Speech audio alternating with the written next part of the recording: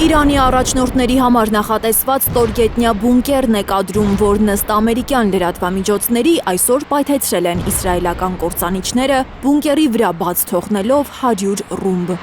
Բունկերը Թեհրանում է, վաղ առավոտից է Իրանի մայրաքաղաքը իսրայելական ու ամերիկյան ուժերի թիրախում։ Իսրայելի ու նահանգների բանակները հրթիռակոծել են նաև Շիրազը։ Զոհվել է առնվազն 20 մարդ, ևս 30-ը վիրավորվել է։ Զոհվածների թվում նաև շտապօգնության աշխատակիցներ կան։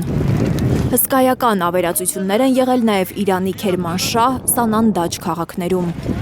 Ըստ Իրանի Կարմիր մահիկի, Իրանում ամերիկյան ու իսրայելական ուժերի հարվածներից զոհվածների թիվը հասել է 1332-ի։ Միացյալ Նահանգների կենտրոնական հրամանատարությունը հրապարակել է այս կադրերն ու գրել, որ ամերիկյան բանակը պայթեցրել է իրանական ավիակիր նավը, որը մոտավորապես Երկրորդ համաշխարհային պատերազմի ժամանակ օգտագործված ավիակրի չափ էր և օգտագործվում էր իրանական անօդաչուների արձակման համար։ Ավելի վաղ ԱՄՆ կենտրոնական հրամանատարության ղեկավար ծովակալ Բրեդ Քուփերը հայտարարել էր, որ Իրանի ռազմածովային ուժերի վրա ամերիկյան հարվածները սաստկացել են։ Արդեն 30 նավ է ոչնչացվել, հայտարարել էր նա։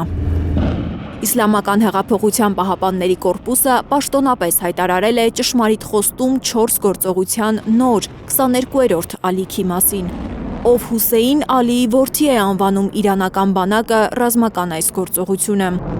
Ըստ ֆարս գործակալության, Իրանը ծրագրում է ավելի ժամանակակից հրթիռներ կիրառել։ Հրթիռների նոր սերունդը արդեն ճանապարհին է, գրված է հաղորդագրության տեքստում։ Լիլիթ Գասպարյան, Հարություն Մաթևոսյան, Հայլուր։